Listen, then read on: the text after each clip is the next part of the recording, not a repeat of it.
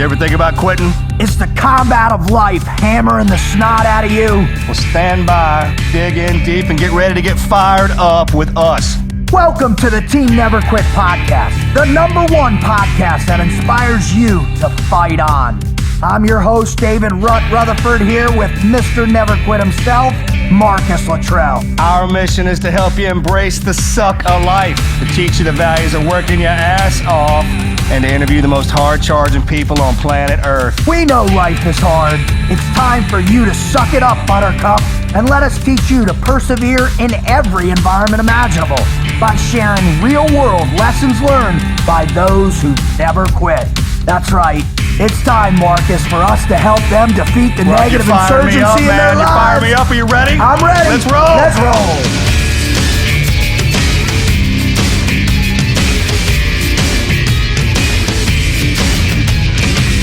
Do you know what gets me fired up every single morning, Marcus? Do you know what gets me fired up every single afternoon? Of all the different things, of all the different concepts, ideas, materials, pharmaceuticals, anything out there, what do you think gets me fired up on a regular basis? God's blessing that he gave you life. Oh, God bless you. That's why I love you, dude. You know that's the real reason. Did you set yourself right up for that one? I was going to make a joke because of our guest. I know you were. I know. That's why I did it. I appreciate that because that is what gets me fired up every day. Wizard, what'd you think? What were you going to say? I was busy looking at some interesting statistics on caffeine and coffee. Well, that's great. Thank you. One? Well, give us some statistics about coffee, will you? Well, caffeine and caffeine. Let's see. 68 million Americans drink 3 cups of coffee every single day. Weakness. That's weakness. We're going to refine that statistic. 30 million Americans drink 5 or more cups of coffee every single day. And over 21 million Americans drink 6 or more cups of coffee every day. 54% of Americans over the age of 18 consume caffeine on a regular basis. Marcus, where are you falling in on that scale, bud? Because I don't ever see you come into the studio with a big old fat cup of coffee. Yeah, I rotate it. And I didn't drink it in college or in the Navy.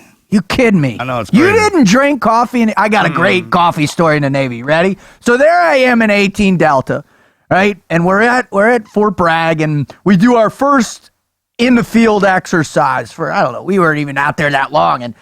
And we go out there, and we're just novices on how to make a morning meal. Use your, we didn't know what the Ranger cookbook was. We didn't know squat. All we knew was Laguna and eating that crap, right? Mm-hmm. And so we go out there, and this Native American Ranger comes out, and I just cool dude, really cool.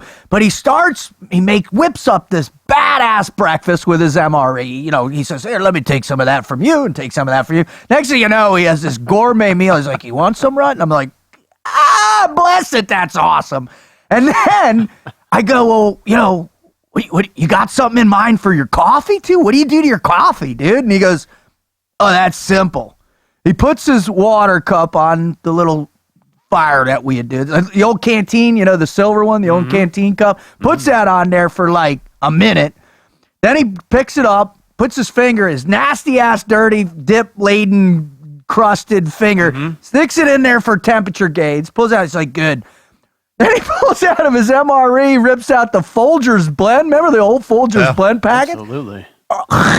Opens that sucker up, tilts his head back, dumps it full mouth of dry Folgers blend, drinks his cup, and goes like this. That's how we drink coffee in the Rangers. So, Really? have you ever done that? Back when I used to dip, I would mix those Folgers packets with dip. Little caffeine zing? with the zing? nicotine. Oh, I like that. Caffeine with the nicotine. Caffeine. So you would dip that. You wouldn't drink it, you'd dip it, right? I would dip that, yeah. What about you, Mark? Go back to this phenomenon that you're talking about. Never in the teams, you didn't drink coffee. Yeah, I don't know why. Tried a couple of times we were out in the field, MREs. The guys would have that, but I did what you were just talking about. Just throw the coffee back and just squirt and put it down. Yeah, put it down. Marcus, maybe you're not familiar with some of the benefits of caffeine in coffee. Would you like to know another interesting statistic? Sure. In low doses, caffeine has been shown to improve one's cognitive functions, increasing alertness. However, Overdoses in caffeine can cause manic episodes, panic attacks, hallucinations, delusions, disorientation, and a lowering of one's inhibitions. Holy shit, I just thought I had post-traumatic stress. It's because I drink too much coffee. Radioactive caffeine. Well, I think they did a study a while back at Harvard said that guys who drank 6 or 8 cups of coffee more than their entire life or whatever were less likely to suffer from prostate cancer. No shit, right? How you going to sit down if you're drinking 9, 10 cups of coffee? You're up moving all the time. I didn't go to Harvard and I didn't get a bunch of money to do that study, but I could figure that one out.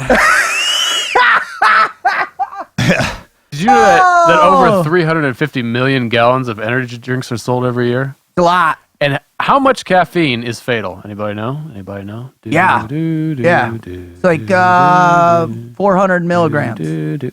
Nice, Dave. Actually 5 grams. Yeah. Yeah. It puts you down in the dirt, dead. That's why all those crazy kids out there that are slamming those energy drinks before they go out and party are dying because they don't get that. Well, first of all, you don't need that energy. You don't need to be drinking cups of coffee at that age anyways. Right? So you would think. So you get into college and you're having to go without sleep. Your body has so much energy at that capacity anyways. You need to stay up for days. That's why we go through training at a young age, right? You drink the coffee to kind of give you you think is a cognitive function, but we know the more tired you get, that doesn't matter. You're just a wide awake drunk or a wide awake totally intoxicated on caffeine.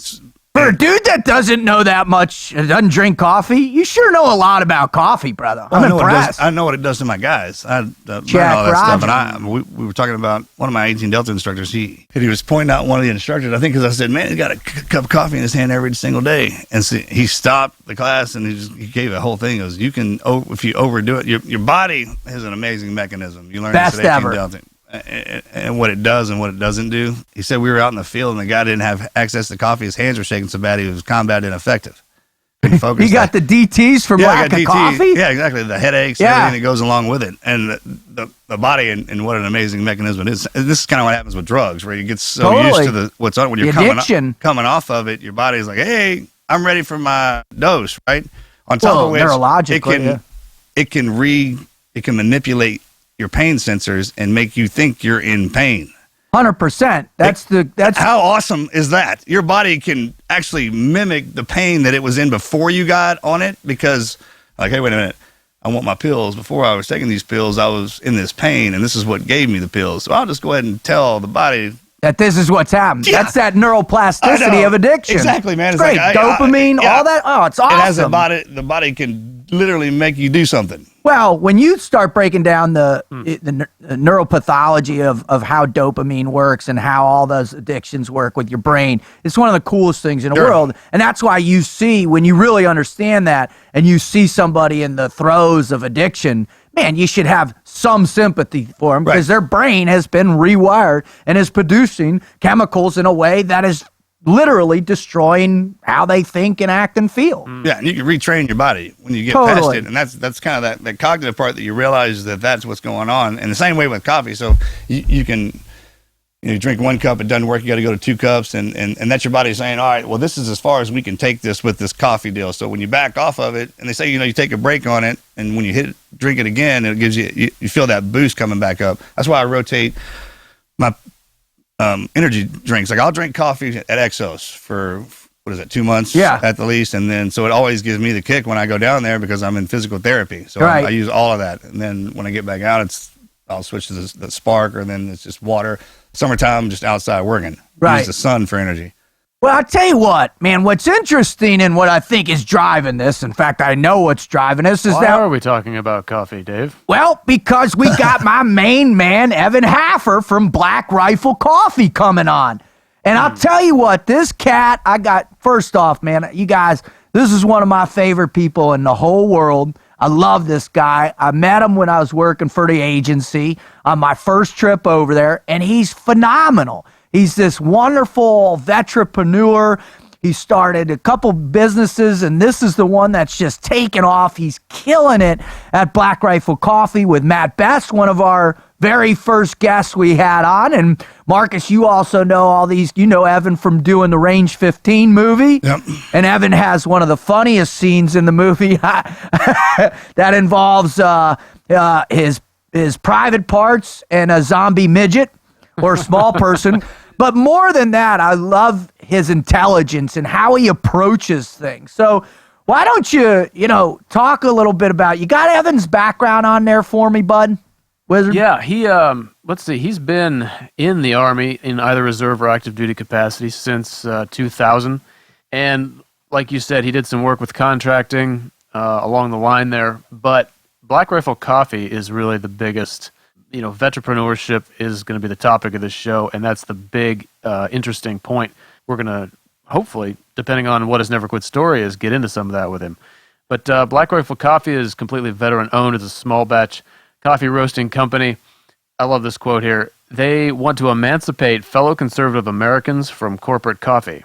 where was the I other love one? the fact that they went after Starbucks and they want to out-hire veterans from Starbucks, which isn't going to be hard, but yeah. That's right. In response to there was some issue. Starbucks had said they want to try to hire 10,000 migrants, and Evan took the opportunity to say he'd like to hire 10,000 veterans, which is a very ambitious goal. They've only been around. I'm not doubting him, but at that point, I believe that the company was about 2 years old. They've been growing like gangbusters, which gets into they're looking to hopefully open, from what it says here, 300 to 500 franchises worldwide, which would obviously help them fulfill that goal. Another quote, I think, which is telling here and very interesting. And if you watch their videos, which they seem to be very interested in the production of their advertisement videos on YouTube, because they're quite elaborate and pretty damn funny, actually. Pretty damn funny. I piss my pants every time I watch those things, dude. So he says, here's a quote, "We take this just as seriously as the artisans do, but we're not taking ourselves that seriously. You're not going to walk into our place and see a guy who looks like he should be working on a bicycle in 1846. Yeah. You look, watch it. Hell, have a huge coffee conglomerate. The empire can raise a CIA coffee conglomerate. It's actually, what is it? It's a tough man's coffee house, right? Is that what you're talking about? Totally. A coffee dive bar. All the truckers and anybody doesn't want to get first responders, cops, firefighters, right? Man. Yeah, we got a coffee house. Yeah, hell yeah. Last time I was in there, I got a tooth knocked out.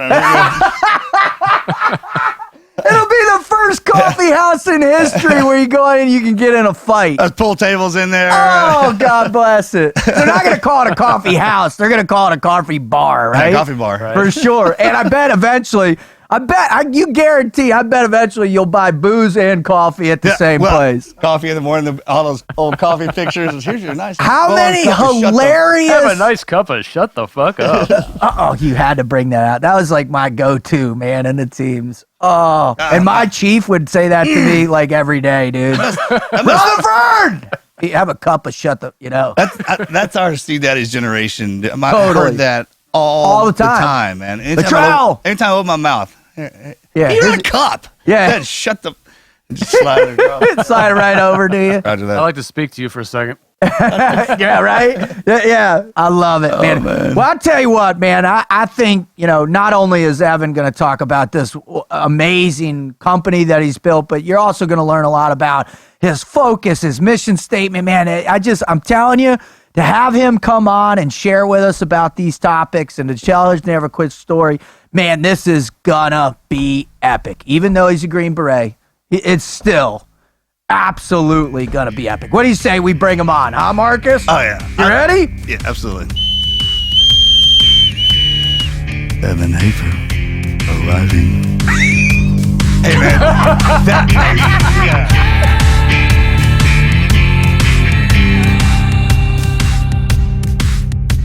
Marcus, do you know how long I have been waiting to bring this cat on? Since the first interview, since the first time we started thinking about doing this show, I was like, I gotta get him on, because you know why? Well, you can't ask me the question and answer it. That's true. Right. You know how often he does that? A lot. It's frequent. But My battery's not I'm rolling glad yet. you called him out on it finally. But I'm telling you, it's been a long time because I actually brought on my old show, which was awesome, but he had to come on. Bringing up old shit. Is it unload on Rut Day? Did I miss that fucking memo or what's going on? But I know it happens, but usually not this early in the show. We've been up a while. We've been going. Remember, it was a great morning. It was a great morning. All right, so I'm not going to ask a question. I'm just going to tell you why I'm fired up, because my first gig with the agency, my first time, I land in Kabul, right? I get off the plane, middle of the night. I walk in, and there's Evan smiling, middle of the night, and he looks at me, he goes, "Welcome to a shithole," right? Next thing you know, we sat down. He gave us this in-brief for like an hour where I was cracking up, rolling. We lived with him for 5 days before me and my buddy Todd went out to where we went to. And bro, it was the funniest 5 days of my life. I was like, you know what? This ain't going to be so bad. But what I love most about him is that he had a plan. Evan is the man with the plan, dude. It's always good to have one guy like that around. Right? Right? When the rest of us are dropping the ball constantly, we got no idea what's happening. We just want to go big, right? There's always got to be someone. I still who to has this the day plan. tell people, I'm like, hey, if you walk into a room full of chaos, I'm not the voice of reason. Talking about, we do have those guys, but then we have the ones that aren't those guys. Right, so, exactly. what do you think? We got to get them on. Let's bring them on. Ladies and gentlemen, boys and girls, children of all ages, Mr. Evan Hafer. What's up, brother? Man, I can't thank you enough for that intro. Fuck, dude. That's like, I'm more fired up now than I was before we got to this interview. Like it's like you're a motivational speaker. You should do that for a living. Dude, that's a good idea, bro. Try that for a living. Like, you just made me motivated about myself in a way that I've never been able to do in 42 years on this planet. Tingling in all kinds of special places. I don't know. I just know that I'm like, I need to do something. I gotta do something. You're gonna be productive today. Right? The best part about it is the way you gotta, I mean, just truly appreciate and love the lives that we've been blessed with, because we're at that point to where he goes, so we had this gig with the agency, right? And that was dropped in. But the way it flew off the microphone, most of the time that's, all right, I do this job with that. But the way we carry ourselves in that kind of light, and the way how it's like a good time. Dude, I threw that shit out a long time ago, bro. I ain't doing that, man. No way. No way. Well, brother, how are you? How you been? What's going on? No, that's all interview stuff, right, Wizard? We should wait for you. All right. Here's what we got to do, bro. We got to get warmed up. We got to limber up a little bit. We're gonna get your brain. We're gonna stretch out those that neuroplasticity a little bit, and we're gonna do it with the Mad Minute. Now, the Mad Minute, as we typically used to do it when we worked for the company, was a little different. But the way we do it, Evan, this has got panache. It's got style, and it's got class. It's got class, all right? Because we're a classy organization over here. All right. Classy fucker. All right. Are you ready, brother? I'm ready, man. All right. Marcus, fire away. Favorite superhero? You know, the funny thing is I didn't have superheroes when I was a kid. I thought like Superman was kind of weird and kind of like he was wearing tights and a cape and just was like not into it. He does do that. Same thing with Batman. I was like, what the fuck is wrong with this dude? He fell down a cave and now he's like out beating people up. Like, I just couldn't really make the intellectual like connection between those. So my superhero was actually like people in my family that I fucking loved, that I really respected. And I've kind of always been that guy that I've not really been into science fiction or things like that ever. And my grandpa was just a bad motherfucker. He flew B-24 Liberators in World War II. Wow. He flew a ton of missions. And, you know, I just remember like coming through boxes of like pictures with all his airplanes just shot to shit. And he never talked about the war. He had his Silver Star. It was on his keychain to his Toyota truck. Wow. What a damn good. Great idea, right? Every time you put the key in the ignition, bullet down range, right? Oh, totally. He was just a bad motherfucker, man. He was like 5'5", like, you know, he was like one of the funniest men you could ever be around. And you know, Grandpa, he was my superhero, man. I just wanted to be like that guy. He was funny as shit. Never talked about the war. Like, just got up every day, did his job. He had like 12 jobs. He was like awesome. The mayor. He was like the mayor of his town. He was the grave digger. He was the water and sewer guy. He was a judge for a while. Like he had like 12 jobs. He did like TV repair. They are, man. That's awesome. There's not too many of them guys left. No, there are. They're hard, man. RV 90 used to go out and cuts his grass, chops firewood. Yeah. I mean, they're just too hard to die, you know, that kind of deal. And those are really the true superheroes of our that's country. what we figure out when we join up. Totally. I'll tell you the truth. It's funny that you say that because there was a while back we were all sitting around and just think about it. Like if we were on an op, we had to go into the city and we were all jocked up and some dude walked up dressed up in a Batman costume. If you didn't know he was Batman, I think this really walked up dressed like that. Like, what in the hell is this? Don't worry, I'm here. You know, like, did you lose your mind with it? I know. Hey, man. Jesus Christ, what are you doing? Damn, dude, those don't even have pockets. Don't jump off that bed. They don't even have pockets. Yeah. Oh, God. You gotta get some cargo pockets. Yeah, son. that is a badass ride you got, but God. damn, bro. Man, Yeah, but that thing is not going to be good like in Afghanistan, man. You can't drive the Batmobile out. The Tumbler? It was designed. Oh, yeah, that one. Yeah, the Tumbler. Yeah, I thought you meant the Yeah, there's no place to put your Kick 13, dude. You gotta put bullshit. Drop crypto, Batman. You better fucking have a plan. Freaking Kick 13. What was that Tech 10? What was the Mac? You had to load the Kick. Crazy 10. Crazy 10, the CYZ 10, dude. You had to take the Kick into the CYZ 10 and reload backward. Oh, my God. You mean to tell me this is as high speed as it gets? Yeah. It looked like a kid's gaming fucking company made something that you're supposed to take to war, and it was like, what in the hell is this thing? It's awesome. All right, Wizard, fire away. All right, if you were forced to tattoo something on your forehead, but you were given the choice of what to put there, what would it be? Question mark. Nice, bro. Nice. That's a great answer, dude. You know what Dana White said? Dana White said, he said, hell, man, if I got to go tattoo my forehead, it might as well go big. He said, I'm going to tattoo fuck off, or what was it? Fuck you. Just fuck you. All right, here you go. If you could go back in history and sit down and get hammered on Lead Slinger's whiskey with anybody in history for a night, who would it be? You know, the funny thing is, it's a guy that's still alive. It's H.W. Bush. Really? That's who I would sit down with and get fucking tanked with. I think he's probably one of the most. He is probably the most underrated president in history. I think he was probably one of the most influential men in modern American history, and I think that there's probably a lot more to that guy that people really understand. He's the first director of the CIA after they basically went post Frank Church hearings, which they had an Intelligence Oversight Committee. He just has a depth of knowledge in both kind of, you know, his background in war, his background in business, his background in politics. I would just want to pick that dude's brain till the sun came up. To be honest with you, that's who I'd sit down with. You know, that's what I love about him, man. You're always going to learn something. He's got a truckload of history knowledge in him that just blows you away, brother. I actually kind of had that same thought. I was in a room with him one time by ourselves. We got a chance to hang out at the library. We go up and see him sometimes when he's up there. He did say HW, right? Yeah.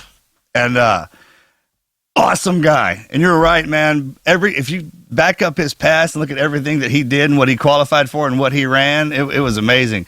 And I remember sitting there and I was like, sir, you can ask me anything you want and I'll tell you.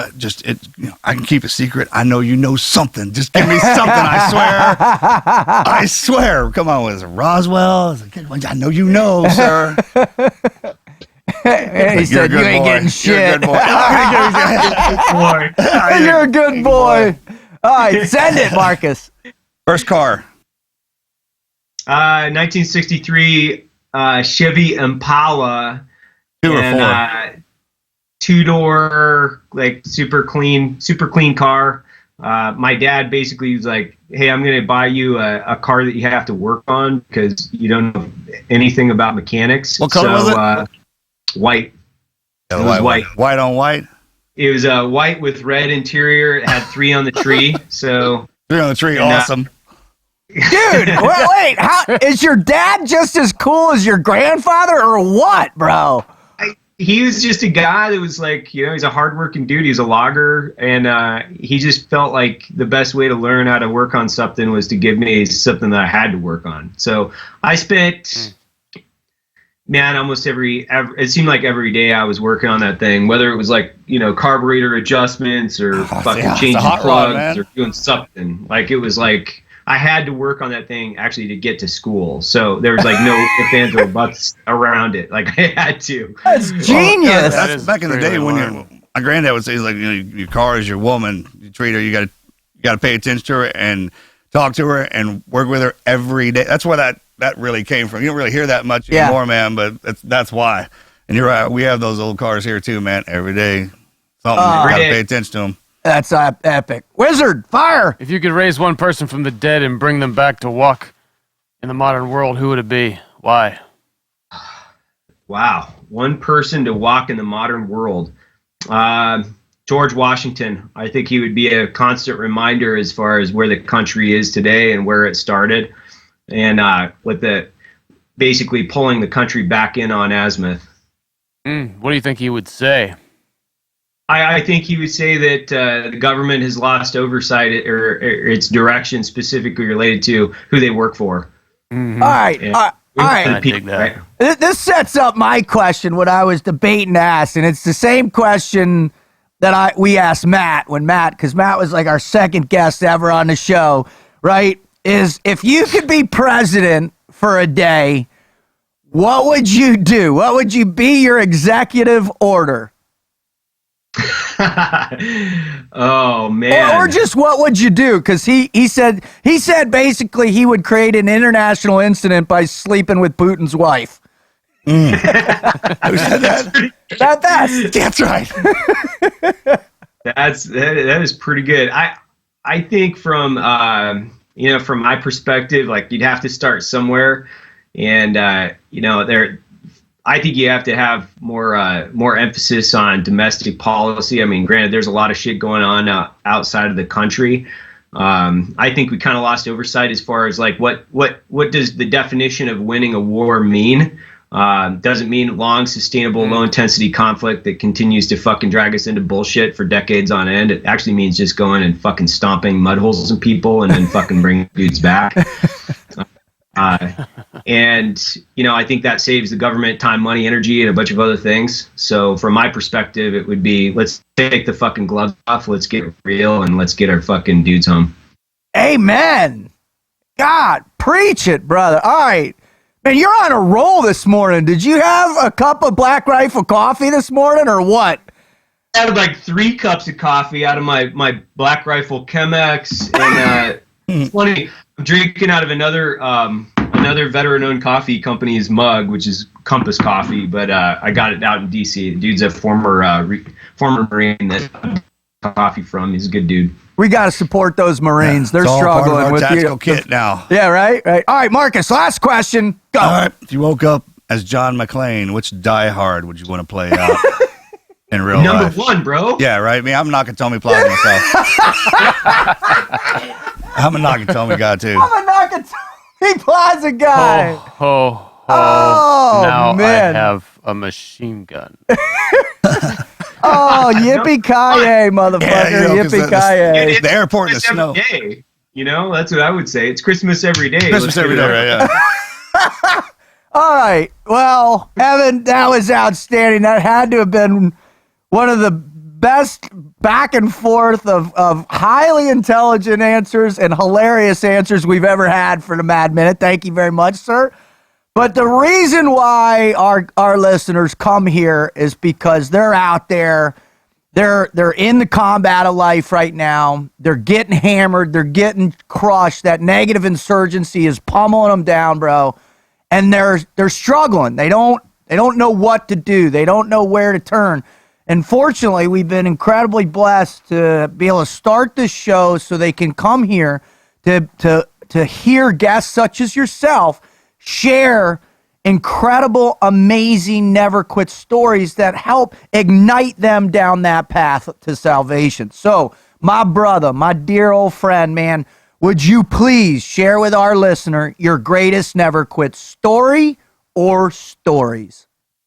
You know, it's funny because when we talked about that earlier, and I look back, it's quitting is never really an option or a psychological option, right? So I've never really had that psychological option in my mind to say it's okay to quit here. So even if you're going through like, you know, Special Forces assessment selection or the qualification course, and then post that, like you just don't have the option. And if you take that option, you know, and you shove it in the fucking toilet and flush it down, and you never really embrace that in any circumstance. And I haven't run into one. I'm sure that you guys have run into, you know, difficult situations in your life, and obviously like everybody has.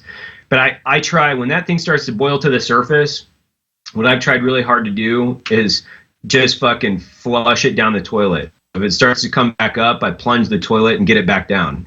And, you know, I can remember every difficult situation that I've been in my life where in just general circumstances, whether it's like on mile 23 with, you know, 150 pounds of fucking shit on your back in the middle of the forest after, you know, no sleep for 3 days, you know, what keeps you putting one foot in front of the other?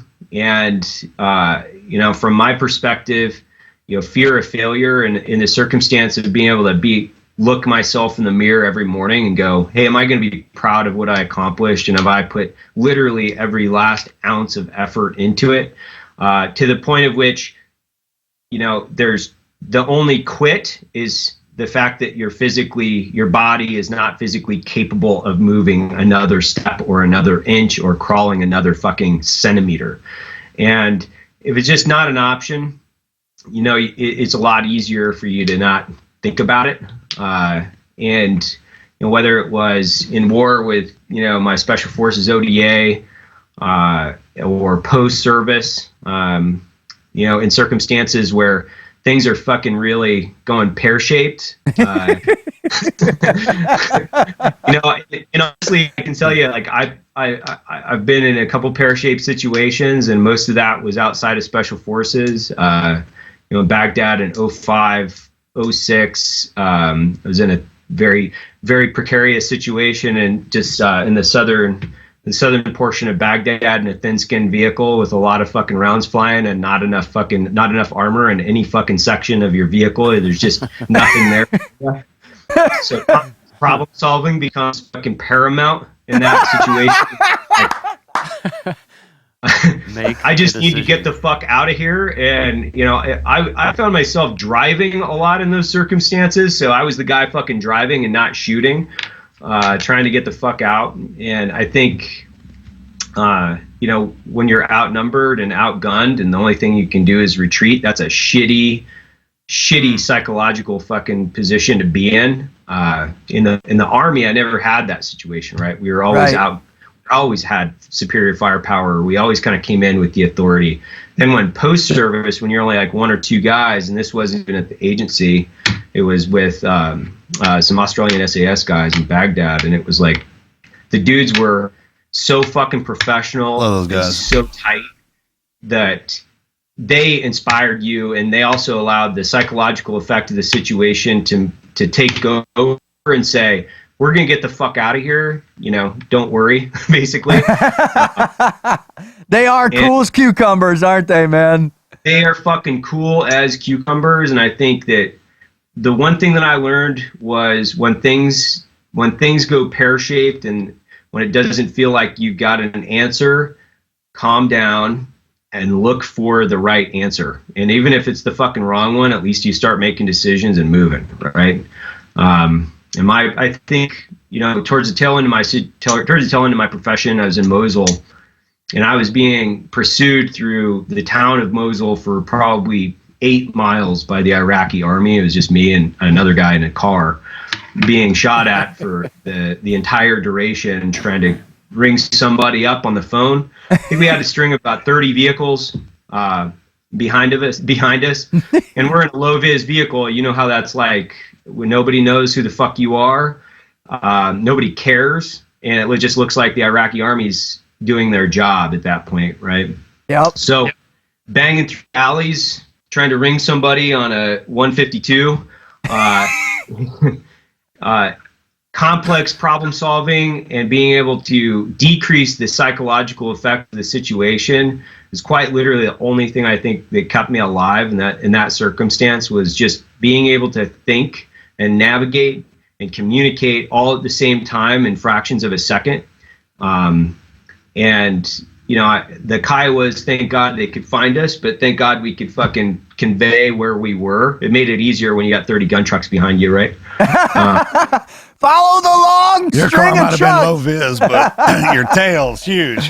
Yeah. My tail's huge, and thank God that Iraqis couldn't shoot very well, and thank God that, you know, the driver could keep a fucking cool head. And you know, there's like just a lot of different moments throughout that situation. I was at Bridge 1, basically FUCT'd, you know, like they had us fucking cornered, and we were pulling into Bridge, basically as the most southern bridge into Mosul before you go into Diamondback. And we knew that if we didn't have Kiowa support at that point, like we were a burning fucking fire basically at that bridge. Kiowas came down, put the skids right on top of the car, and I pointed at and we pulled in basically and synced it at the same time, and I pointed at the fucking Iraqi in front of me, and I just did this, like, I'm gonna fucking kill you at this point. And it's amazing how gunships will actually part the waters and decrease the stress of that situation. But I can say that, you know, that from my pucker factor, in the sense of being able to constantly remind myself based on the experiences that I had at that point, that we got to just calm down and we got to think and we got to find the answer. There is an answer here. Like, there is a fucking answer, and I kept looking for one. And that's quite possibly for me that the never quit is always finding the answer. And when you feel like you don't have the answer, well, keep fucking digging, man, because it's probably there. I love that, dude. And what? Go ahead. No, it makes perfect sense, man. I had a chief, and he would always say that too. And we was saying, you know, don't run to your death. You actually have a lot more time than you think. And when something bad happens and it starts to snowball, when you take that step back, take a deep breath, and you want to let it play out a little bit. But my chief would always say, he's like, man, you got how much time we got? I was like, got the rest of your life. That's awesome, dude. That's awesome. I mean, the best way to handle an overwhelming moment is to move. I mean, that's just it. I mean, it's your natural reaction if anything happens, even if you're getting pinned down, is to either go down, ultimately crawling into the fetal position, or, you know, you're moving. And then those of us who have been trained in those situations, and you know how it's kind of how to play out in the beginning, you move, right? You get off the X. And well, and this goes back to when people listening to this show right now, they're going, holy cow, I can't even imagine what you guys have been through. But how do you get to the space, Evan? How do our listeners get to the space where they can make those decisions? What do they need to do to embark on the journey to be able to make clear, solid decisions under stress? What process can they get there without having to go through selection or buds or whatever? You know, I always look for opportunities to put myself in those environments where I firmly believe it's something that you have to train into your psychology. You're not actually born into it. And the military will put you in several circumstances, but ultimately you have to put yourself in a wide variety of stressful situations. And then from there, you have to, one, adapt to that stress, right? Be able to control it.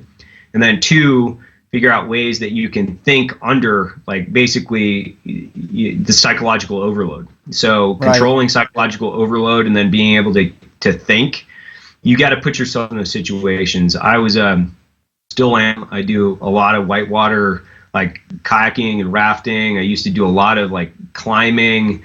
Now I'm doing more hunting. I'm doing more things that are kind of outdoor driven. But those are circumstances that you can put yourself in that you have to think, and ultimately you're trying to control chaos. And that's one thing I really love about rivers.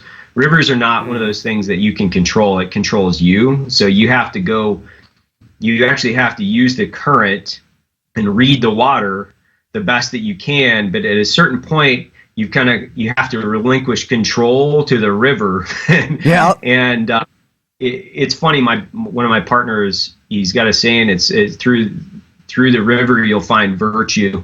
And not to be a hippie, but that's kind of one of the biggest things that I've learned over the course of my last 20 years on this planet, is that for me, finding those places of center, being able to control your environment, put yourself constantly in those situations where you're making decisions under stress. And then the more reps you get, the better you're going to get, but you can't be afraid to fail, right? Amen. Failure is basically something that's internally defined. And if you listen to a bunch of bullshit from a wide variety of people, whether it's on, social media or people that don't give a shit about you, motivational speakers. I lump people into three categories. They're either positive, they're zero, or they're negative. And my life is basically about chopping away the zeros and the negatives, and ultimately increasing the pool of positives that you have in and around you. And there are some people, I say this all the time, you can't change their genetics. You can't change their genetics, man. It is who they are. And, if you invest time in either mentorship and management and leadership and all those things, they still have to start with the basic premise of being good people. And if you're constantly putting yourself in and around people that increase the bar, increase the positive effect, you have no choice but to be better yourself. Like, it's just, there's no choice. It's funny that you reference the river as a point that helps you understand the components of you, right? And it's this force that's against you. And it's funny that you bring that up, because our buddy Brad Christian from the Cypher Brief talks about that there's no closer place than being in a kayak in a class 5 to combat that exists for civilians out there. So what I'm hearing is, other than the fact that you are a hippie, wearing camouflage, but I hear you grew up in an environment that, before even the military came into your mind, before you even wanted to go SF or anything, you were in an environment that was teaching you those lessons. That was the natural chaos, just beneath the surface beauty of the outdoors, was teaching you and forging you those within you, those ability to make those decisions, to process stress, to those, they were the God-given stress inoculators that you use to then catapult you into the next level. Can you describe a little bit about growing up in that environment and what that was like, and then what got you into SF? Yeah, I grew up in a really small mountain town in northern Iowa. My dad was a logger, like a no shit like logger, not a guy that like a no shit logger. Like, he'd come home at night, he had sawdust on his Carhartts and big waffle stomping boots and a lunch pail, and he spent the majority of his adult life earning a living in the woods. So my family not only earned their living in the woods, but we recreated in the woods as well. So like, it's all about life, and our life didn't really exist without the wilderness. It didn't. It just, whether you're hunting, whether you're fishing, whether you're working, whether you're making wood to warm your house in the wintertime, you had to deal with the elements, and you had to either enjoy them, you had to either go with them and enjoy them, or there wasn't really an option to like stay home and be a homebody kid, right? And I'm gonna hang out here. Yeah, I'm gonna be on the Game Boy. Hang out here. Like my grandpa, he and my dad, my uncles, everybody, they shot muzzleloaders at what's called Black Powder Rendezvous. So, we'd go out in the woods in the summertime and get together, with a bunch of friends and family, dress up in like buckskins and teepees, and camping out in teepees, living like we were in the 1800s, shooting steel out of muzzleloaders, going on, competing against each other. That's cool. Tomahawk throws and knife throws and, shooting. It was just something so inherent into who I was that I just needed that part of my life to always be emphasized, specifically with the wilderness. And it's always been something that I've truly loved, and it's something that I grew up in. My grandpa would drop me off like on a ridgeline at 9 years old or whatever it was, and he would say, I'm going to drive around to the other side, and I want you to just walk from this ridge down that draw and come up the other side. Just keep walking straight. You're going to run into a road, and I'm going to pick you up on that other side. Well, I was flushing deer. And, no compass, and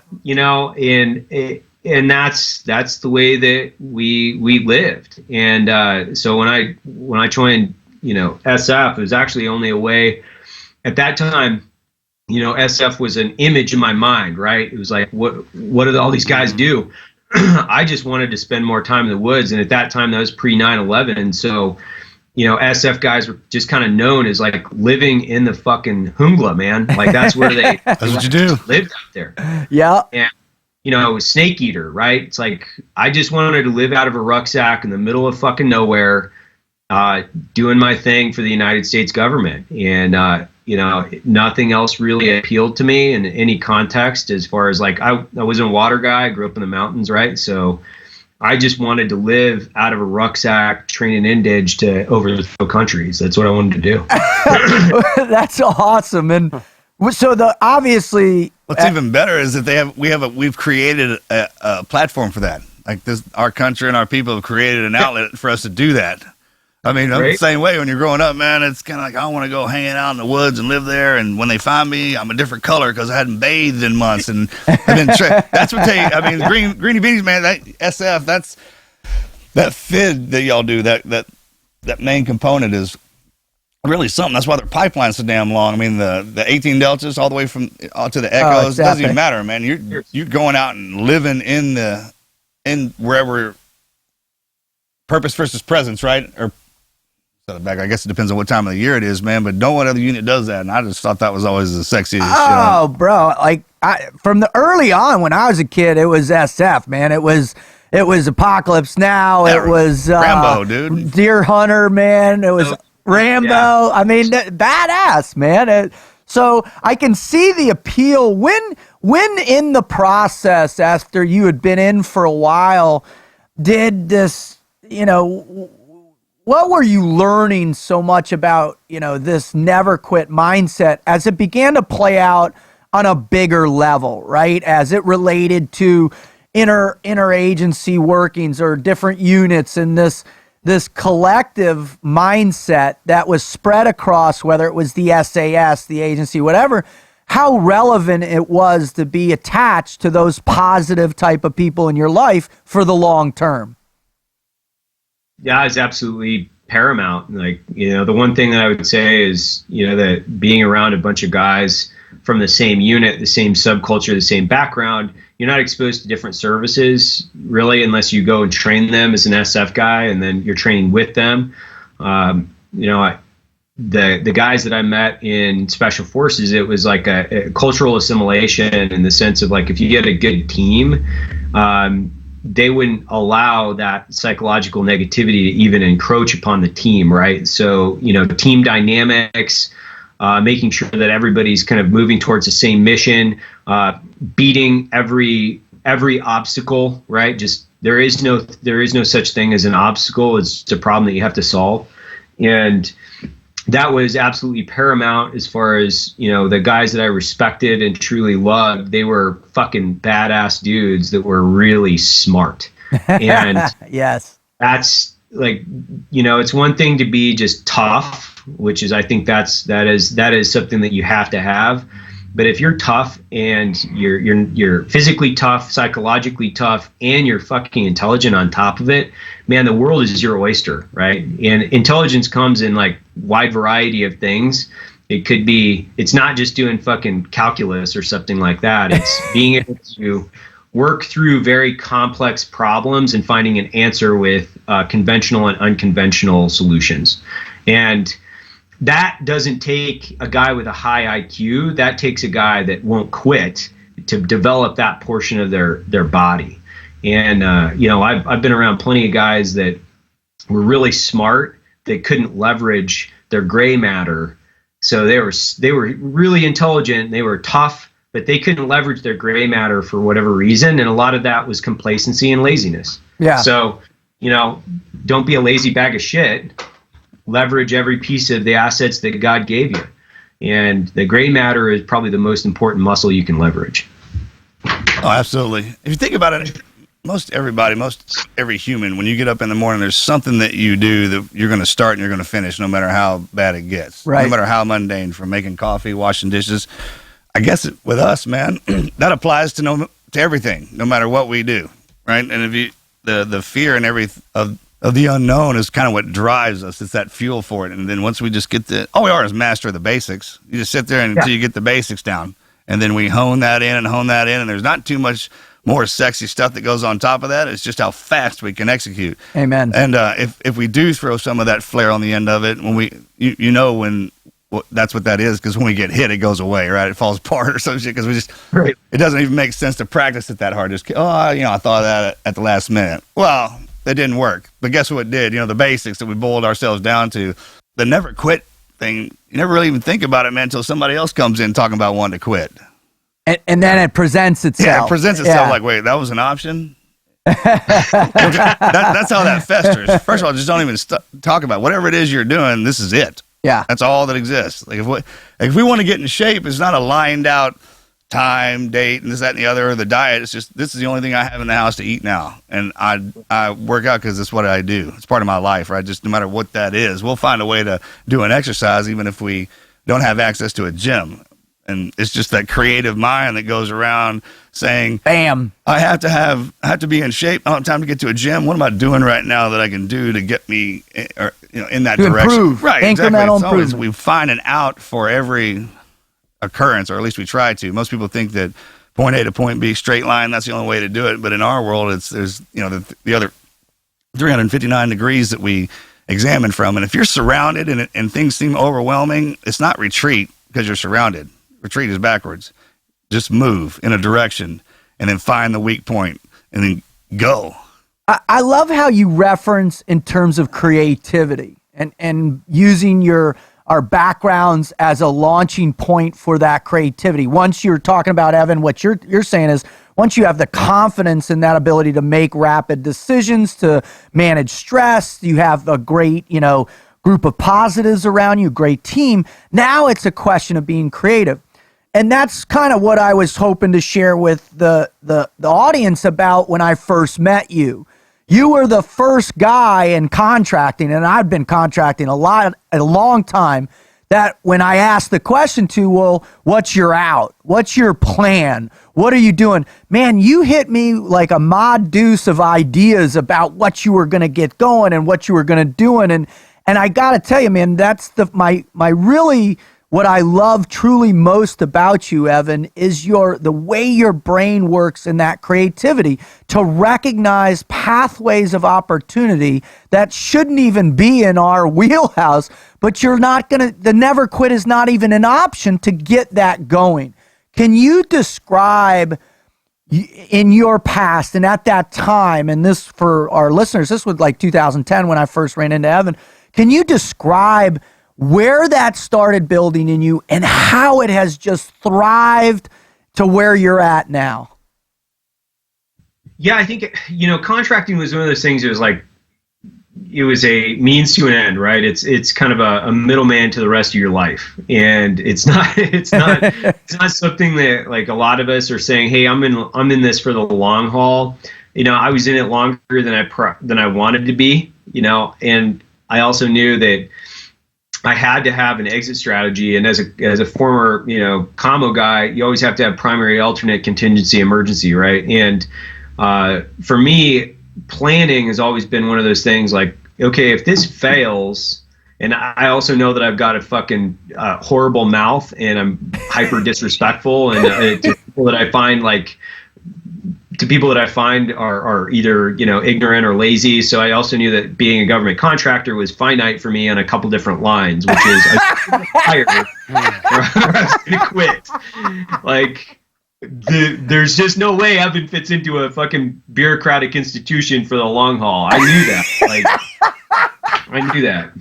And my objective was always to have economic sovereignty. So I wanted to be free of any outside influence that could obstruct my development, whether it was, professionally or personally. And I always had this idea that I was going to break away from the government and start my own business. Like, that's what I wanted to do. And whether that was like I had to go back and go to school for a while to learn some other skills so I could do it, or start a business that I already had pre-existing skills. But finding those things wasn't as black and white as probably people think. It's, you can't be afraid to fail, and you just got to try. And I think that's where the confidence came in, because I really, failure to me is quitting. Right. So when you define it as that, and if quitting's not an option, then you really can't fail. Amen. You just try, and you keep trying a ton of different things, and then you wash out the negative shit. I'll tell you guys, like, I was in my garage roasting coffee probably in 2015, right after I started the Black Rifle Coffee. I had put $1,800 into it. I was down to like nothing. I had zero money in my bank account. I bought, roaster and bags, and I was like, man, I'm going to try to make this work. And, I literally was like, my back was against the wall. Like, I was like, man, I don't know if I'm going to be able to make this. And I sat on a Pelican case full of fucking kit, and, had the option to go back to contracting and, or, keep slugging it out. And I turned to the left of my gun safe, and I was like, I'm just going to have to fucking sell everything that I own, because I'm not going to quit. Awesome. And I don't even give you an option, right? Get rid of it. If you're sitting there staring you in the face, right? Yeah, man, it's like, get it out of here. Everything that I own, there's nothing that I am attached to in my life besides my family and friends. There's zero material possession that I give two flying shits about. But I do give a lot of shit about having personal freedom and the ability to choose, who we spend our time with. And I never wanted to waste another second of my life being involved with people that are overwhelmingly negative. And that, to me, I had reached a point in government service where I just felt the majority of the people that were managing me were overwhelmingly negative. Yes. And create a negative environment. Well, I didn't want to raise my family in that. I didn't want to be part of it. And I was like, you know what? I will either fail at the last fucking breath in my body doing this, or I will succeed. But statistically speaking, I felt like if I poured everything, every ounce, fucking squeezed every drop out of that sponge, at least I would know that I did everything in my power to succeed in a life that I wanted, versus taking the fucking easy way out. And I dig that. I made That's the why hard. I love you, brother. Holy shit, that's awesome. That gets me fired up right there, dude. That gets me fired up. And if people can just comprehend that, that's what it takes. That's what it takes, and that effort, and that managing the stress of the despair, right? Managing the distress and implementing the knowledge that you possess the positivity, the capabilities to make it work. What was the moment where you started going, Evan, where you're like, this is going to work, man? Awesome. It was right after that. So I made the decision. I put every everything that I owned, I basically sold everything that I owned. I sold everything that I owned, literally to everything that I had, and at that point, it was like a valve released. It was like the stress came off, because it's like, at least I did something, and I knew that, okay, now I've got a little bit more capital to feed my family for the next 6 months of my life, where I was like, okay, 6 months, I've got some pressure released from me now, and I can just solely focus on making sure that Black Rifle Coffee is going to be a success and not a failure. And ultimately, like right after that, the tides kind of turned. I was doing a combination of coursework and taking on additional training. I was doing all my own customer service. I was roasting all my coffee. I was packing all my coffee. I was like packing, roasting, customer service, like designing bags, anything and everything to do with my business. I did it all, like every stitch. And put like apparel. I do my own apparel designs, and I would put on my credit card and like think to myself, how am I going to sell this, right? And then how am I going to create enough money that I can buy more shirts and sell more shirts and or more coffee? Matt and I were really good friends at that time, and I talked to him several times. Black Rifle Coffee was completely outside of Invest. We were just buddies, and I did their coffee for Article 15 clothing, and Matt and I were talking. It's like, man, I think that if we got together and we started coupling some ideas that we had kind of on the table, we could do something really good with this company. And I think it was probably a month or two after that where things started to turn around. Like sales really started to increase. I got some breathing room. I knew kind of like, okay, I can do this. Now it was still excruciatingly painful. I didn't pay myself for 2 years. Wow. And 2 years without an income. I sold everything that I owned. 2 years without an income. It was a brutal process to move through, but I also knew that I was going to be much better as a businessman if I could just move through these performance wickets as a company, as an individual. People didn't know that. People like, oh, well, Black Rifle, successful, and he had 20 employees at the time, and I had paid myself back the $1,800. I think at that time with 20 some employees, and I'd made over, I think, $8 million in gross at that time, and I had paid myself back less than $20,000 in salary or compensation. And I was putting every penny back into the business and hiring and training and just doing anything and everything that I could do to make sure that Black Rifle Coffee was going to be a company that would ultimately, one, create enough good for me and my family and my friends where I could continue to hire the people that I fucking loved, and I could create the environment that I wanted to live in versus the one that I was basically, it was chosen for me based on economics, right? Right. But I thought back to all the nasty things that I like the things that I had done in my life, and I was like, things can get much worse. I'm not gonna get my legs blown off doing this. I'm not gonna. And that was a constant reminder. I'm not gonna lose life, limb, or eyesight. The worst that can happen is I'm gonna find myself, either carrying a gun for a living, which I knew I wasn't going to do that again, or I was going to be back at a university trying to get some bullshit degree to, qualify for a job that I fucking hated. But I wasn't going to. Evan, you know what I'd like to really hear is you distill down into some of the key things that you've learned, starting a business, being an entrepreneur. I mean, there's a ton of listeners out there. There's somewhere around 700,000 new businesses started in the United States. So I know that there's listeners that are going to be hearing this that are wondering, well, I'm in a never quit situation right here with my new business, whatever it happens to be. Can you pull out some key elements? Maybe you've brought them from the military, maybe it came from before that. Just things that you've that have helped carry you through and build, Black Rifle into success. Yeah. Well, I had been in situations where I'd gone chips in, man. I'd been chips in like multiple times in my life where it's like there is no other option, right? You commit every fucking ounce of your DNA to something. I knew what that was like, right? Because in order to become a Green Beret or Navy SEAL or anything that you've got to go chips in, like full fucking whole hog, man. You sell the farm and you go in. If you don't, you don't make it Ever. and then you don't make it. It's just bottom line. And if you do make it and you somehow manage to get onto a team, you're a dirtbag team guy, right? Right? Piece of shit. You're a fucking dirtbag team guy. And those guys are the guys that, like, in my subculture and the people that I was around, is like, I didn't want to have anything to do with those guys. They were like fucking cancer, even on, even within the special operations units and, or, contracting or whatever it is. Like, I want dudes that are chips in with me, just like I'm chips in.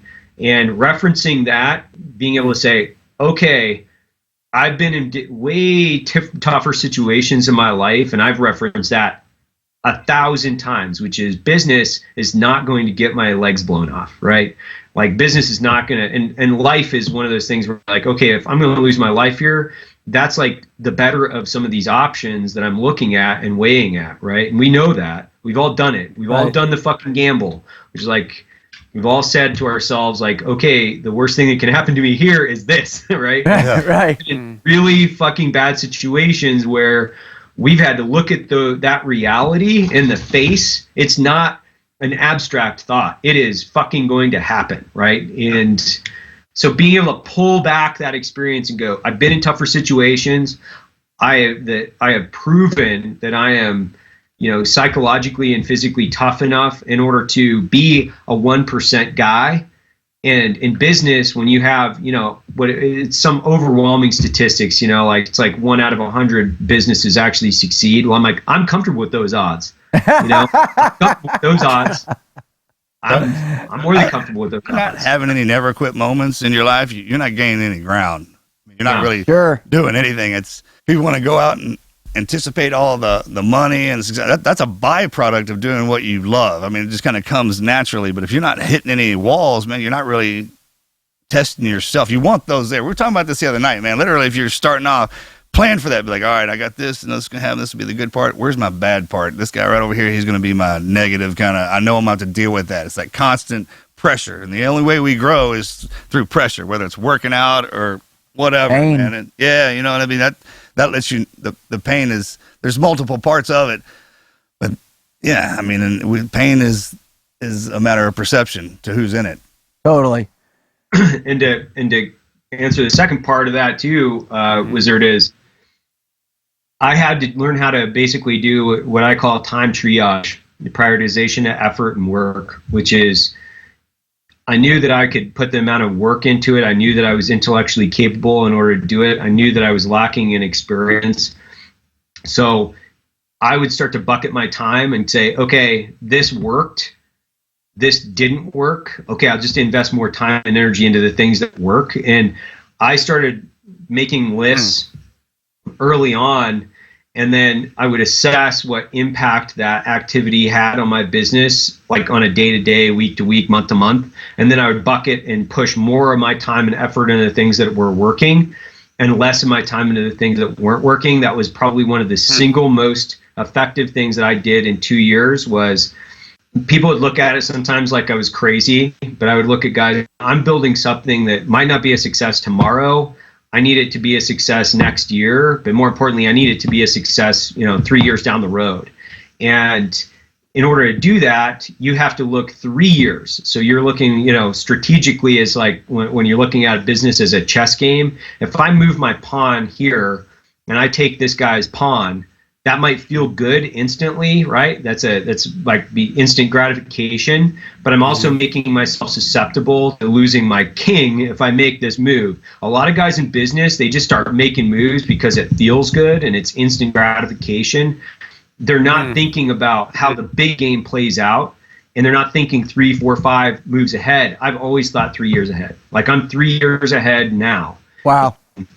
In order to do that, you cannot waste your time pulling, all this effort and intellectual capacity and your ability to not quit into bullshit that won't get you to where you want to go. And you got to chop that stuff away like it doesn't matter. I am sociopathic with shit. Like, I will fucking chop it away in a heartbeat if it doesn't directly return a positive. When I say it doesn't have to be $1, right? Because it's just about building something that you want. It has to return something in the positive direction to what I'm trying to build 3 years down the road, not tomorrow. Wow. Yeah, that's great. I mean, and people who are listening like, well, I don't have the capacity to build something out 3 years in advance. We just told you how you did it. I mean, he chips in, all chips in. Right. Boy. You cut away the white noise, the bullshit, right? And that's just from experience. No. Can you say a little bit more about cutting away those things that were not maximally effective of your time? You're talking about time triage. How the decision-making process, how you identified those things that you had to let it go? A lot of guys get bogged down in what's like like a biz dev cycle, right? They're like, oh, I want to do this. And, and a lot of guys like us, we've got 20 great ideas, right? We got 20 great ideas. I mean, sometimes we start with 20 great ideas, and then you're trying to work on those, all 20 ideas, instead of going, hey, you know what, I'm going to concentrate on this one for a while, see how that works. And when I say that, okay, I had a business called Twist Rate, for instance, and I think it was a great idea. I think that it was poor timing, and timing is a lot in business. It was poor timing. It was a great idea. It was an audacious goal, but I got to a point where I'd been working that company for over a year. It just wasn't gaining any traction. It was just a fucking dogfight every day to try to get anything out of it. It was brutal. And I had, even though I'd had so much time and so much money, I mean, I had my own money invested in it, but I had, more importantly, my time invested in it. Once I came to the conclusion, this is not going to work, it was gone. Like it was a matter of maybe 3 days of, me writing out, lists and priorities, and then sketching out the future, and then not being able to see, past a certain point with the business, and understanding some of the frustrations with, I had some business partners that I wasn't necessarily principally in line with. I was chopped away. I chopped away a year of my life, and literally hundreds of hours, but thousands of hours at that time. I just chopped it away. And I knew that it wasn't going to get me to where I needed to go. The other piece to that was I was really just not happy doing it. And I was roasting coffee still throughout that time, right? I was roasting coffee, and coffee was never necessarily something I was looking at as a monetization strategy in business terms. I wasn't saying, hey, I'm going to roast coffee and be a coffee guy. I actually looked at it this is my hobby, and I don't want to necessarily, a lot of people are like, you should invest your time in your passions. And it's you should invest your time in your passions if they will pay you a check. Roger that. Don't be a fucking fool, man. If photography is your passion and you want to invest a bunch of time into it, be prepared to lose all your money. And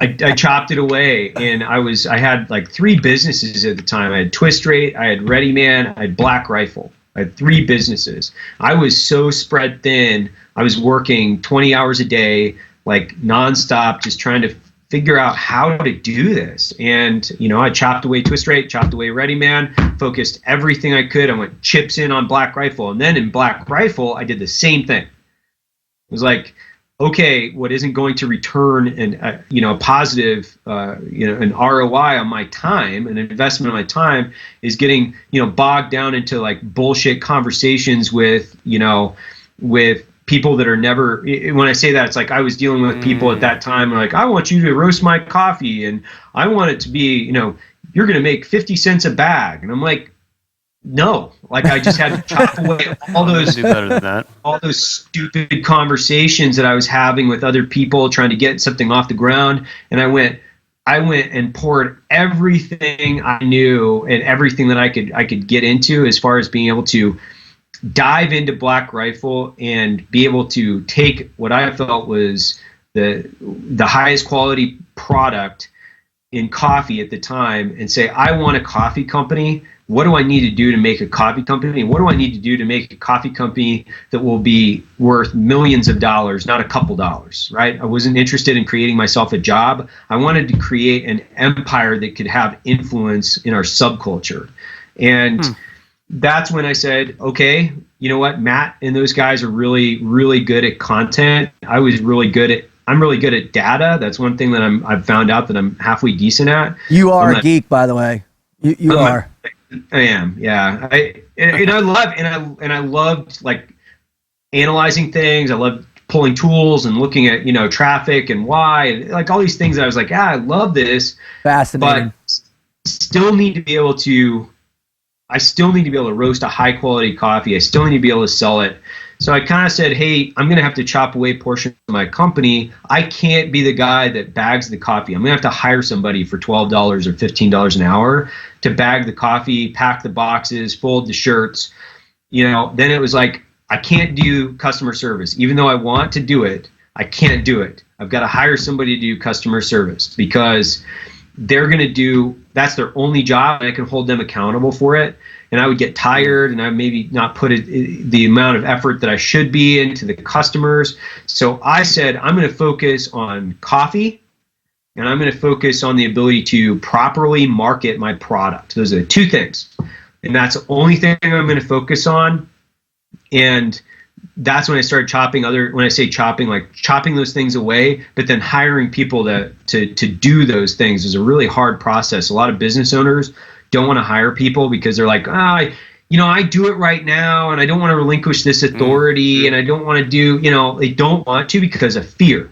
I was like, I'm going to have to step off the ledge here. I'm going to have to trust some people, and I'm also going to have to trust my ability to manage those people and hold them accountable. So that's what I'm referring to when I say chop away everything in your life that doesn't return a positive ROI.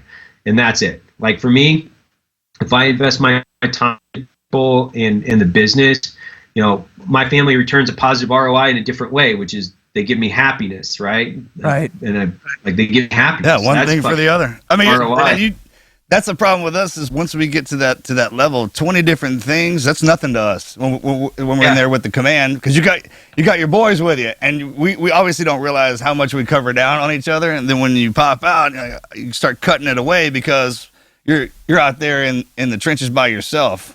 I was thinking about that way. It's like, man, 20 different things, you need 20 different teammates, and you start pulling some of your boys back in to alleviate that stress. It's not that they're just taken away, man.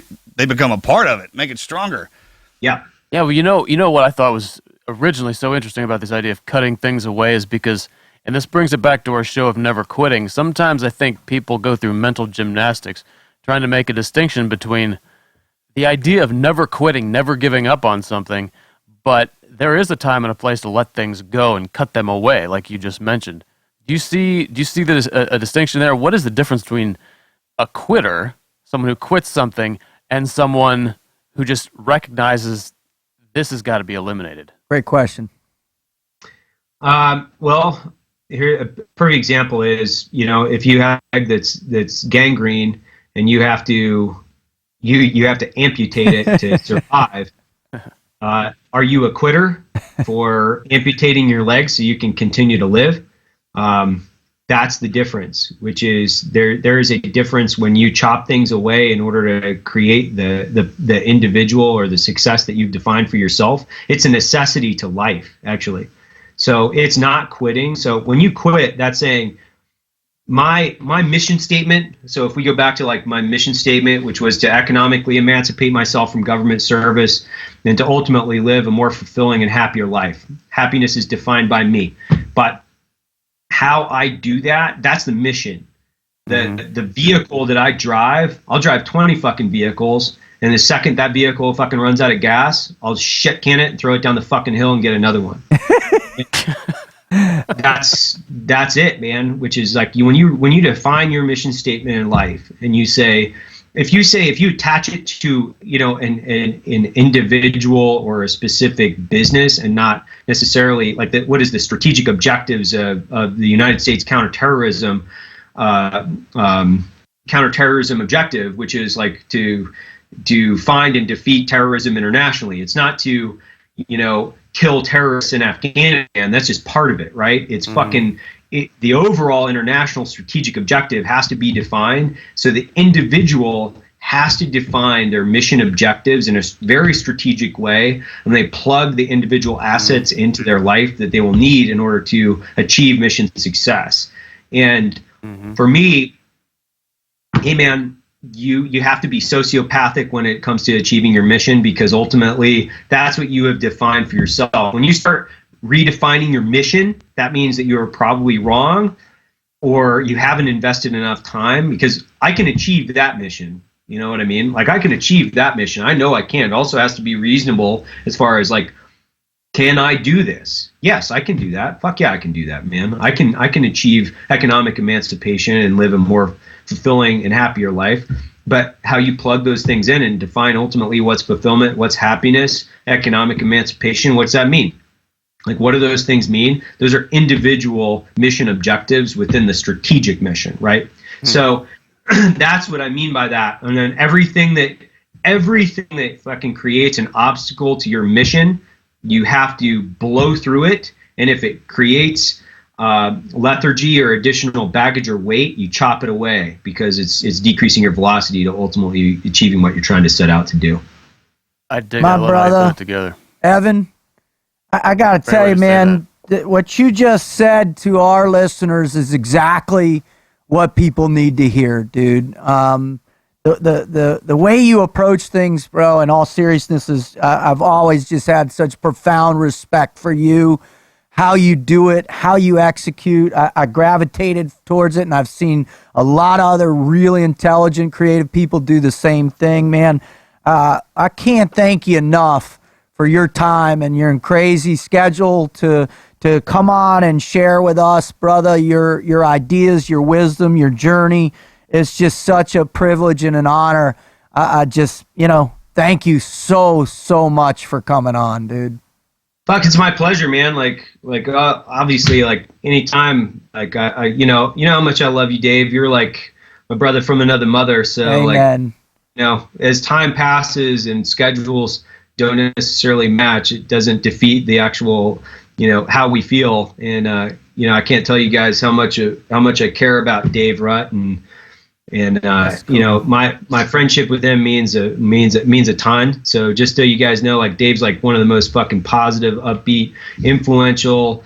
He is. God, do we ever know? Oh, really? Like, sometimes you're just like, if I could talk to Dave every day, I'd be able to run through every fucking wall on planet Earth. Radioactive cocaine. Hey, it's working, man. All I say is don't fucking change the formula, because Yeah. Whatever chemicals make that happen. They start drawing this out and put it in the coffee, bro. Oh my God, it's a blend. Hey, when he goes down, I'll put him down tonight, man. I'll extract some stuff. I'll see what I'll send you some stuff. Your Dave extract. Do your chemistry on it and see what we can figure out. Fuck. But yeah, no, that's the greatest part about our worlds and how the relationships kind of come back together, man. Whether we were in the box or out here. So we were talking about this before you came on, man. Just your kind of approach on life and how you're busting through there, and then us on our end. I can't wait to see. We're gonna bottleneck together eventually, continuously. Yeah, and just kind of push as hard as humanly possible. There's no way that wouldn't happen, because how many times we've been together. It's crazy how that circle works. It's awesome. The circle is strong. It is strong. I look at it too, man, in business and anything else. 360-degree perimeter, like, you got to form one. But the great thing about business and the great thing about networks that we have now is that perimeter can get fucking as big as we need it to be. Oh, man. Right? And the trust, too, man. That's the Amen. Most people spend an entire life trying to develop a rapport, a relationship that we have that got hammered into us, right? And it's preset. It's preset. It's awesome. Well, brother, I love you so much. I'm so proud of you. You're an inspiration. God bless you, and keep rocking, and we'll talk soon, man, especially when you get to Texas. Woo-hoo! That's right. Thanks, guys. Later, brother. Thanks, bud.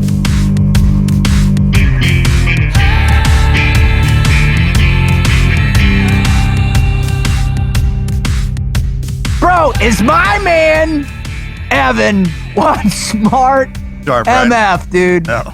Dude, seriously.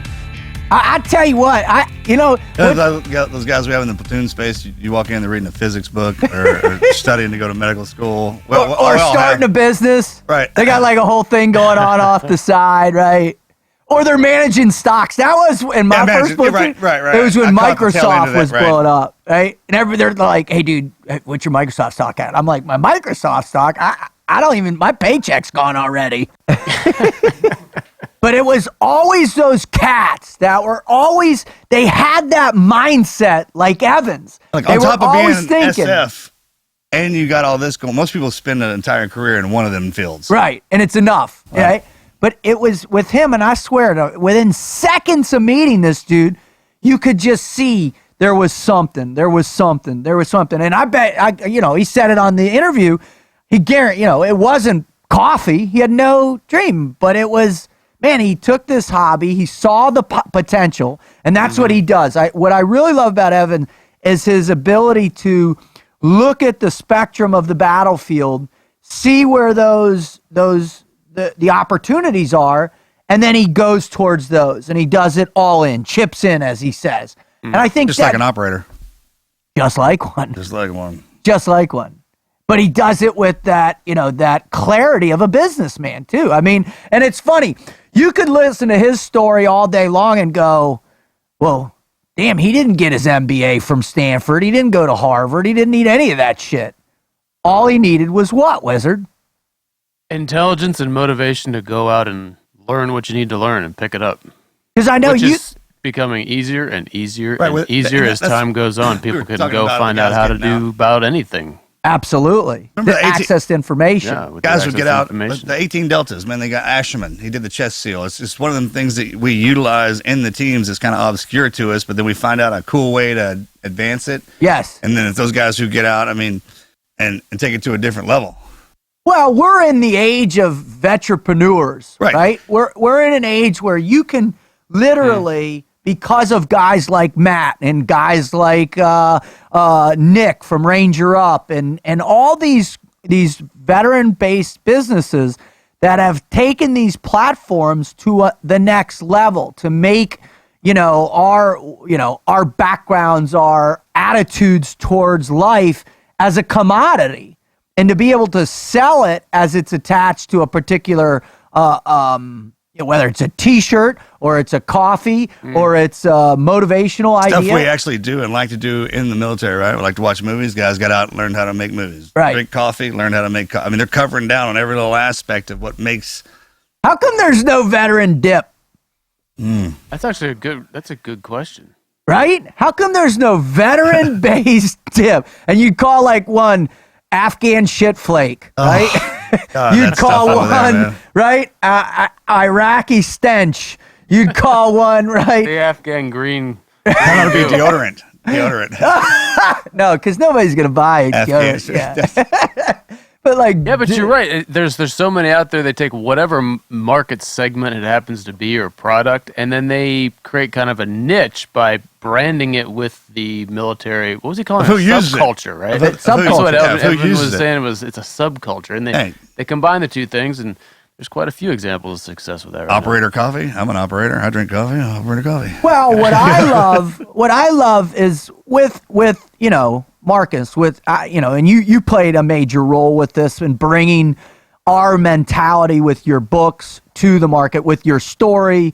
I think there's other people who've done it. Chris did the same thing and really created this groundswell of understanding that, hey, the way we process information, the way we make decisions under stress, that's translatable into our listeners' lives, right? You can hear these stories of the people, the guests that we bring on, of our stories, of our mindset, and you can take these finer points and begin to apply them. That's why I love, Wizard, the question that you asked about getting rid of stuff and how critical that is. Yeah, the time triage. That was when he said Genius. that. He had mentioned that before in an article, and I had read. There was a note here about that to expand on it, and I'm glad he got into it because I thought that was some very practically useful information, which It's anyone pretty in epic. business, It's deep, man. That's times the one thing we can't take advantage control. of it. For sure. And I also like the fact when you clarified with the thing of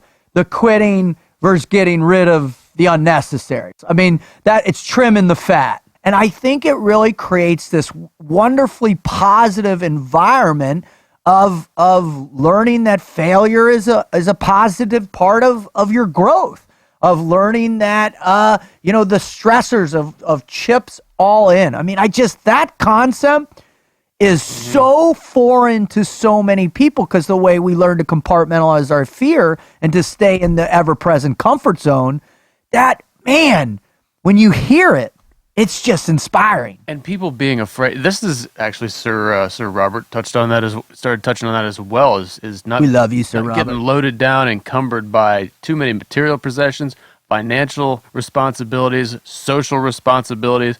The point is, if you are, then that prevents you from going. You're too afraid to go chips in. Whether it's absolutely, you're afraid to lose so much of what you have. But then Evan here, talks about how, man, he doesn't give a shit about that. That means stuff. it has. Literally, he has an order and priority of work and what's important in his life, and he's willing to just shit can the rest of it. And that's it. So he can push forward. Wait, I got to read the quote that he had from the thing. Yeah, read this. This is good.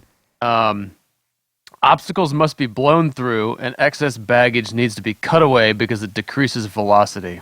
Focus on the mission objective. That right there is gold. That's true gold of an attitude of the never quit mindset. Well, I mean, absolutely. It boils down, man, and what he owns doesn't own him. Most of the stuff we complain about is the existential extra comfort stuff. Because when it comes time to when you boil everything down, man, if you're hungry, you ain't complaining about it. You're out hunting.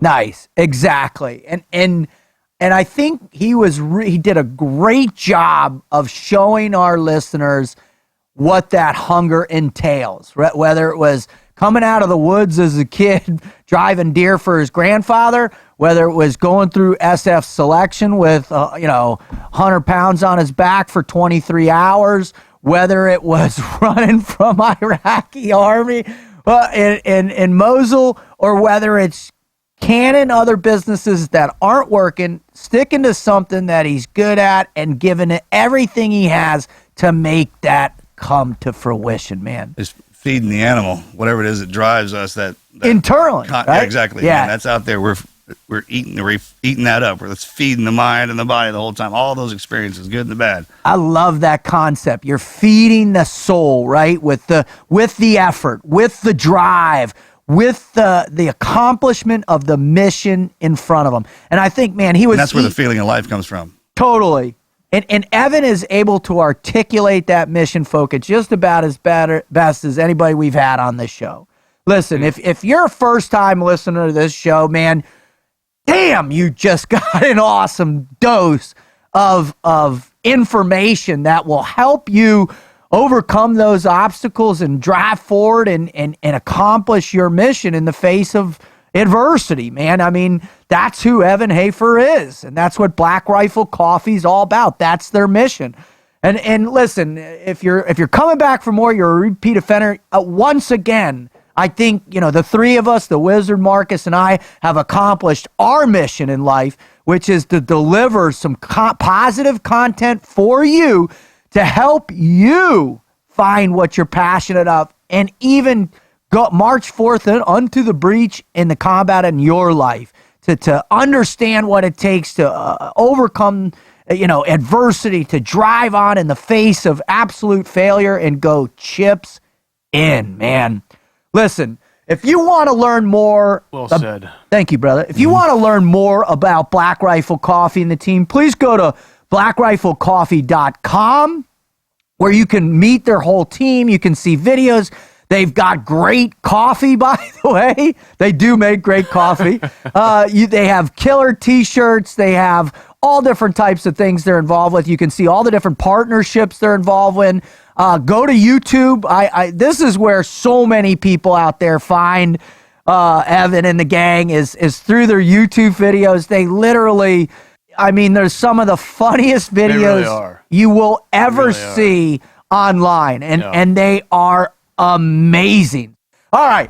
If you're digging our show and you're having a blast, man, thank you so much. If you've got a great never quit story that involves business, that involves your chips all in moment, please go to our website at tnqpodcast.com. Share that with us. We'll upload if it's we go through them, we upload them. We're creating this great catalog of stories wizard, aren't we? Yes, we are. If the stories, if it touches us, if it hits us in the feels, we're going to read it, as we got one coming up right now. If it's awesome, Marcus, Coming on. you're coming on. And you're going to be a Team Never Quit guest on this podcast, which, by the way, holy sweet baby Jesus. What are we at right now? Are we at 4 million? Are we Just really? over 4 million. Yeah, Just over? over 4 million. Marcus! Awesome. Just over 4 million downloads, brother. Is that crazy? Not even a year and a half old. 4 million downloads. And it's all because of these wonderful people that tune in. We can't thank you enough. And so what we're going to do is we're going to read a write-in story from Ryan. All right. This is pretty heavy. This is a heavy one? Yeah, buckle in. This is pretty heavy. All right. This way starts off, Marcus. My brothers! Exclamation point, exclamation. I love when people do that.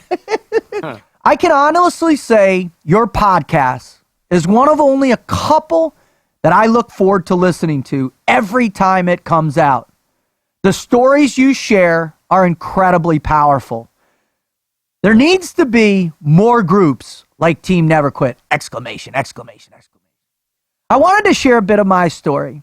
It's interesting because I've worked in emergency services for nearly 2 decades. During that time, I have many stories, but none of those stories are my story. My story is a story of struggle because of fear and repercussions. Fear of being judged. Fear because it wasn't a horrific scene or a massive firefight. In my mind, my story shouldn't have been a story. The following letter is a letter I wrote to someone I didn't know personally, but her words moved me. Her letter changed my life. Dr. Rosenberg, you don't know me at all, and you and I probably will never meet, but you made a profound effect on me. I recently read an essay you wrote called How to Tell a Mother Her Child is Dead. Your words left me filled with emotions, so many different emotions. It took me back to a day that changed my life 6 years ago. Bear with me while I provide my story. 16 years ago, I started volunteering as a firefighter in a small town. I became passionate about helping people. I became addicted to the rush I had every time I got a call. I absolutely loved it. I felt like I truly was a part of a brotherhood. It was here that I had my first direct experience with death. A pickup truck had rolled into a ditch. Because of the recent rain, the ditch had about a foot of water sitting in it. As I went to the truck, I bent down and saw a hand in the water. I quickly placed my fingers on the wrist attached to the hand. There was no pulse. As I watched the truck get turned right side up, I saw the young man whose wrist only moments before I had held in my hand. His body laid half in the cab and half out of the broken back window. His head was wet from the water that was in the ditch. As the truck's wheels hit the ground, his head bounced from side to side, like a jack-in-the-box. As the sergeant of the local police service went through all the documents and identified the young man, I realized he was one of my wife's students. This was also my first time providing a death notification. I moved into a brief career as an EMT before becoming sworn police officer in 2008. Through the years of all 3 branches of emergency services, I saw countless other bodies. They all had names and names I've long since forgotten. I've seen burned bodies, dead children, beaten wives. Each one of them I've put some of myself into. Each one was the most important thing to me in that exact moment. Because they all deserve that respect regardless of who they were. Despite this, I had been dubbed the Grim Reaper by some of my coworkers. But on that spring day 6 years ago, I lost part of me that will never be reclaimed. The call came in as a check on welfare at a local motel. I arrived on scene with the acting sergeant for the day. We made our way up to the 3rd floor. As I opened the door, I saw a man sprawled on the ground, telephone cord wrapped around his torso and neck.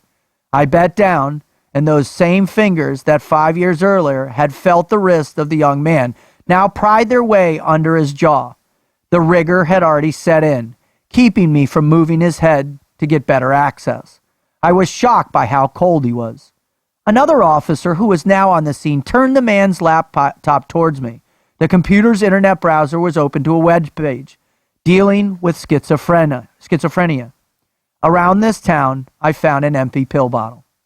It was busy that day, and I realized his house was not far away, so I requested permission to go to the house to provide the notification. On the way, I discovered police attended the previous day over a possible domestic dispute. No violence had occurred, but police took the man to the motel. I processed this information as I walked up to the townhouse.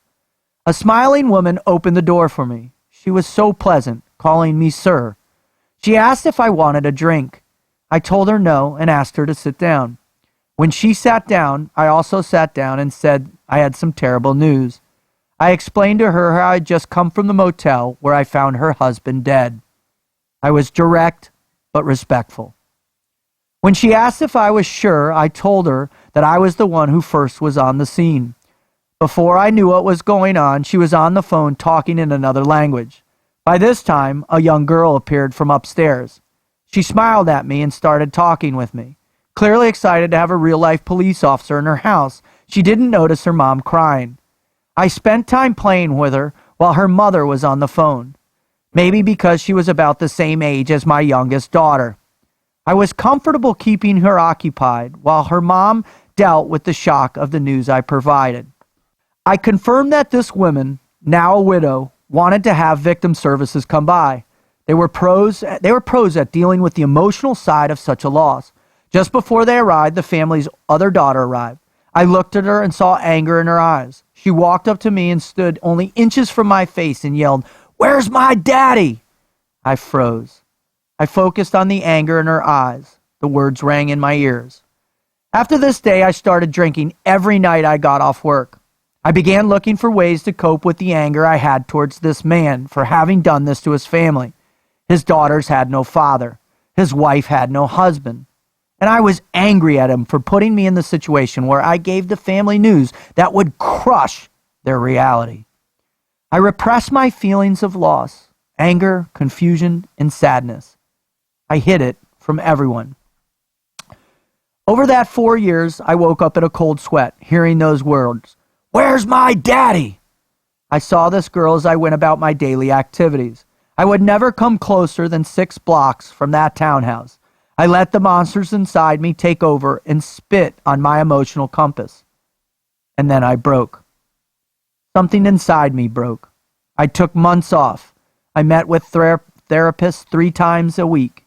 I started on antidepressants. It was a horrible time, but then I felt normal. It took a long time, but I finally felt normal. I still have triggers, but I deal with them with my newfound skills, and I'm a better man because of it. I wanted to thank you. Your essay will help people. It will help people prepare for experiences that will affect countless people. It will provide hope for those who have hurt. It will help pull someone out of the dark, and for that, thank you. Your words have moved me. There's more to my story than what I told Dr. Rosenberg.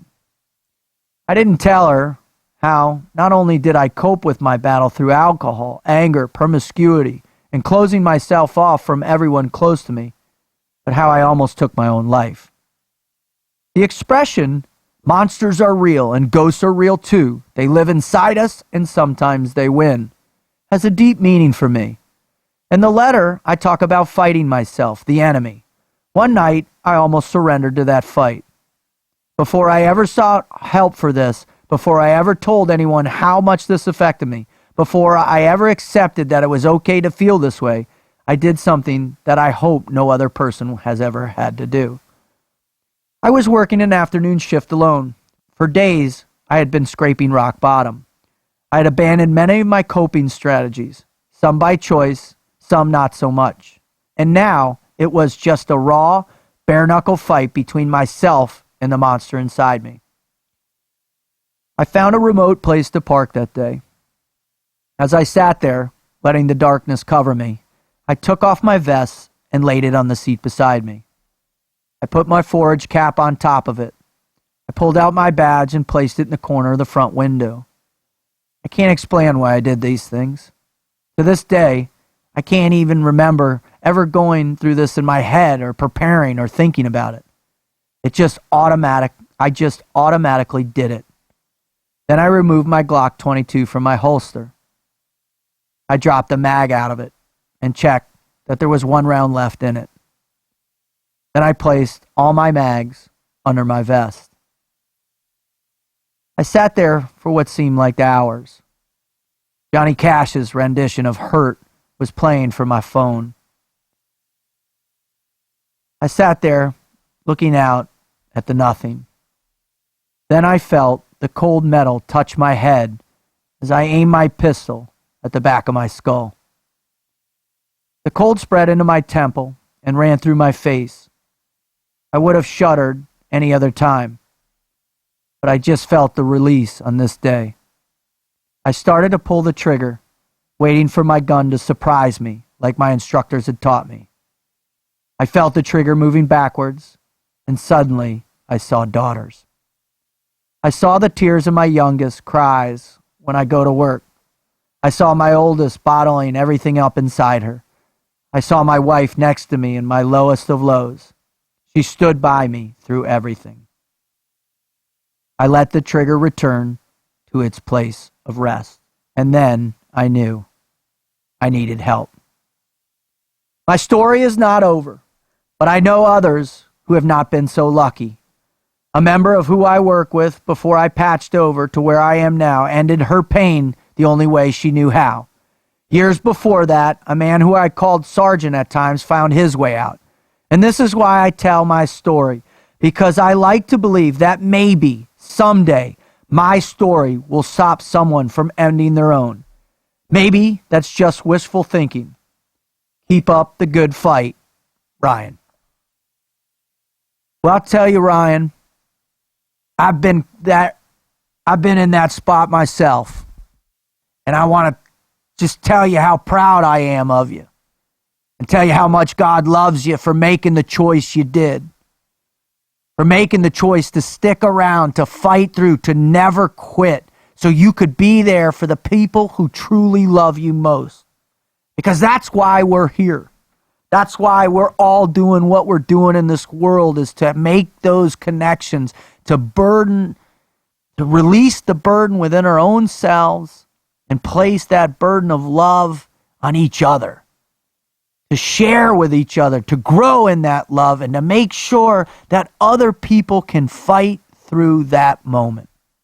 So thank you, sir, for having the courage, the dedication, and the honor to write in your story. I want to thank God. I want to thank Christ. I want to thank my girls. I want to thank my mother and father. I want to thank my family, my friends. I want to thank all my teammates. It's all the guys out there like Evan, like all these people that are really making a positive impact in the world around them by being creative, by pushing through, by doing new things, by making just a difference, man, because that's inspiring to me. So I want to thank all of you for doing that. I want to thank Ryan for your courage to write in and for the courage to keep living.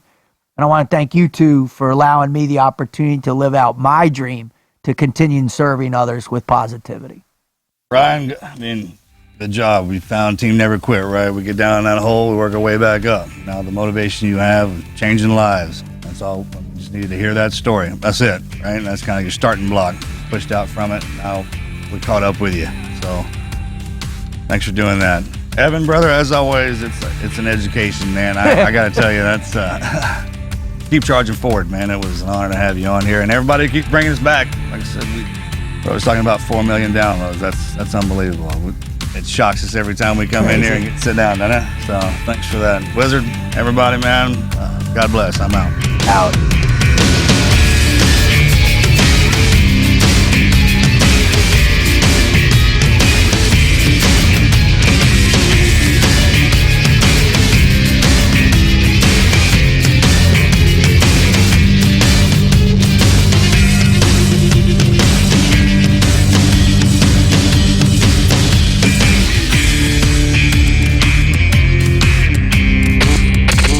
Never quit. Team Never Quit. Team Never Quit Radio.